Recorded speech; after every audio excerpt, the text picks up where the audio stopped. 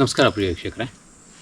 ನಮ್ಮ ಪೂರ್ವಜರು ಅಂದರೆ ಹಿಂದಿನವರು ನಡ್ಸ್ಕೊಂಡ್ಬಂದಿರುವಂಥ ಒಂದು ಕೆಲಸ ಅಂದರೆ ಪ್ರಕೃತಿಯನ್ನು ನಮ್ಮ ವ್ಯಾಯಾಮಗಳಿಗಾಗಲಿ ಕೆಲಸ ಕಾರ್ಯಗಳಿಗಾಗಲಿ ತುಂಬ ಚೆನ್ನಾಗಿ ಉಪಯೋಗಿಸ್ಕೊಳ್ಳೋದು.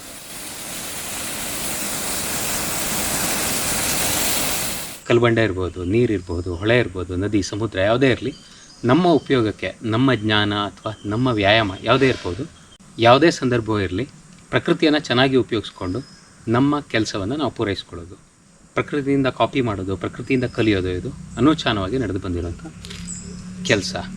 ಇಲ್ಲಿ ನಾನು ಇಲ್ಲೊಂದು ಕಲ್ಚಪುಡಿ ಇದೆ, ಇದನ್ನು ಉಪಯೋಗಿಸ್ಕೊಂಡು ಒಂದು ಸಣ್ಣ ಎಕ್ಸಸೈಸನ್ನು ಹೇಳ್ಕೊಡ್ತೀನಿ.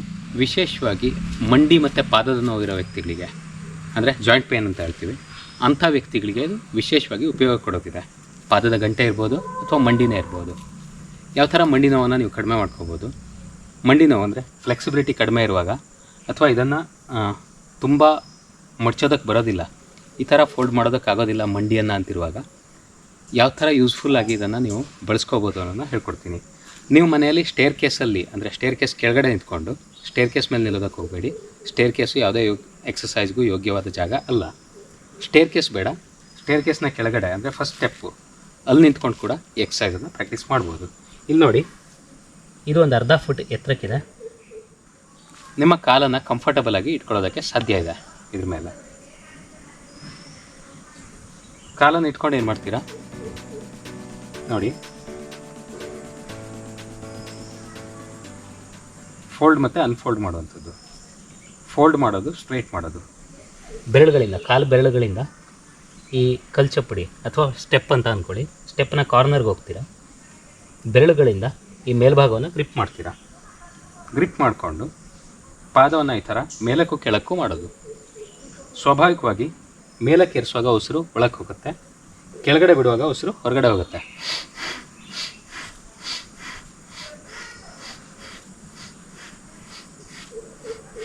ಬೆನ್ನು ಮತ್ತು ಕತ್ತು ನೇರವಾಗಿರಬೇಕು, ಮುಂದ್ಗಡೆ ನೋಡ್ತಿರ್ಬೇಕು, ಸ್ಟ್ರೇಟ್ ಫಾರ್ವರ್ಡು.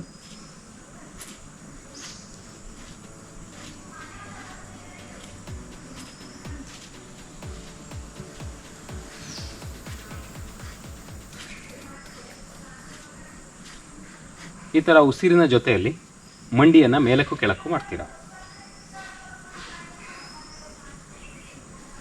ಫೋಲ್ಡ್ ಮಾಡೋದು ಮತ್ತು ಅನ್ಫೋಲ್ಡ್ ಮಾಡೋದು.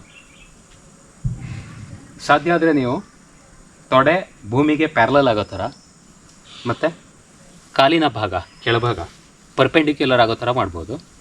ಅದಿಲ್ಲ ಅಂದರೆ ಜಸ್ಟ್ ಇಷ್ಟೇ ಮಾಡಿದರೂ ಆಗುತ್ತೆ, ತುಂಬ ಜಾಸ್ತಿ ಮಾಡಬೇಕು ಅಂತೂ ಇಲ್ಲ. ಪ್ರಾಪರ್ ಉಸಿರಾಟದ ಜೊತೆ ಸರಿಯಾಗಿ ಮಾಡಿದಾಗ ಮೊಣಕಾಲಿನ ನೋವನ್ನು ಪರಿಹರಿಸೋ ಶಕ್ತಿ, ಮೊಣಕಾಲನ್ನು ರಿಲ್ಯಾಕ್ಸ್ ಮಾಡ್ಕೊಳ್ಳೋದಕ್ಕೆ ಅವಕಾಶ ಮಾಡೋ ಶಕ್ತಿಯನ್ನು ಈ ವ್ಯಾಯಾಮ ಹೊಂದಿದೆ ಅಂತ ಹೇಳ್ಬೋದು. ಇಲ್ಲೇನಿಲ್ಲ, ಕಾಲಿನ ಪೂರ್ತಿ ಭಾರವನ್ನು ಉಪಯೋಗಿಸ್ತೀರಾ. ಆ ಭಾರ ಯಾವಾಗಲೂ ನಿಮ್ಮ ಕಾಲು ಬೆರಳುಗಳ ಮೇಲೆ ಇರುತ್ತೆ ಯೂಶ್ವಲಿ. ಬಟ್ ಏನು ಮಾಡ್ತೀರಾ ಅಂದರೆ ಬೆರಳುಗಳಿಂದ ಕೆಳಗಡೆ ಅದನ್ನು ಟ್ರಾನ್ಸ್ಫರ್ ಮಾಡ್ತೀರಾ. ಬೆರಳುಗಳ ಮೇಲೆ ಭಾರ ಇರುತ್ತೆ ಇನಿಷಿಯಲಿ, ಬಟ್ ಅದನ್ನು ಟ್ರಾನ್ಸ್ಫರ್ ಮಾಡ್ತೀರಾ ಕೆಳಭಾಗಕ್ಕೆ. ಮಂಡಿಗೆ ಸಾಕಷ್ಟು ಸ್ಟ್ರೆಚಿಂಗ್ ದೊರೆಯುತ್ತೆ. ಒಂದು ಸ್ವಲ್ಪ ಸ್ಟ್ರೆಚ್ ಮಾಡ್ದಂಗೆ ಆಗುತ್ತೆ ಅದನ್ನು ಅಷ್ಟೇ. ಫೋಲ್ಡ್ ಆ್ಯಂಡ್ ಅನ್ಫೋಲ್ಡಿಂಗ್ ಎಕ್ಸಸೈಸ್ ನಡಿಬೇಕು ಈ ಥರ 10, 20, 30 ಬಾರಿ ಮಾಡಿ. ನೋವಿರೋ ವ್ಯಕ್ತಿಗಳು ಸ್ವಲ್ಪ ಹುಷಾರಾಗಿ ಮಾಡಿ, ಅಷ್ಟೊಂದು ಜೋರಾಗಿ ಮಾಡೋದಕ್ಕೆ ಹೋಗಬೇಡಿ. ನೋವಿಲ್ಲದೆ ಇರೋ ವ್ಯಕ್ತಿಗಳು ಸರಿಯಾದ ಶ್ವಾಸೋಚ್ಛ್ವಾಸದ ಜೊತೆಯಲ್ಲಿ 20, 30 ಅಥವಾ 50, 60, 70, 100 ಬಾರಿ ಕೂಡ ಮಾಡ್ಬೋದು. ಒಳ್ಳೆಯ ಸ್ಟ್ರೆಚಿಂಗನ್ನು ಒದಗಿಸುತ್ತೆ, ರಿಲ್ಯಾಕ್ಸೇಷನನ್ನು ಕೊಡುತ್ತೆ, ಮೊಣಕಾಲುಗಳನ್ನು ಫ್ಲೆಕ್ಸಿಬಲ್ ಆಗಿ ಮಾಡೋ ವ್ಯಾಯಾಮ ಕೂಡ ಇದು ಹೌದು.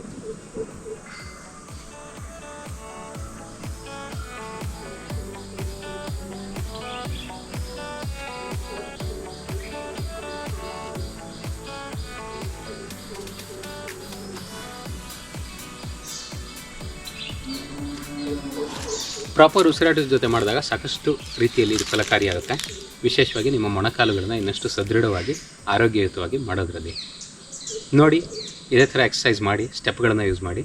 ಒಂದು 1/2 ಫೀಟ್ ಇರುವಂಥ ಸ್ಟೆಪ್ಪು ಅಥವಾ 4-5 ಇಂಚ್ ಇರುವಂಥ ಯಾವುದೇ ಸ್ಟೆಪ್ ಇರ್ಬೋದು, ಅಥವಾ ಅಷ್ಟು ದೊಡ್ಡ ಸ್ಟೂಲನ್ನು ಅಥವಾ ಇನ್ಯಾವುದೋ ಆಬ್ಜೆಕ್ಟನ್ನು ನೀವು ಇಟ್ಕೊಂಡು ಕೂಡ ಮಾಡ್ಬೋದು.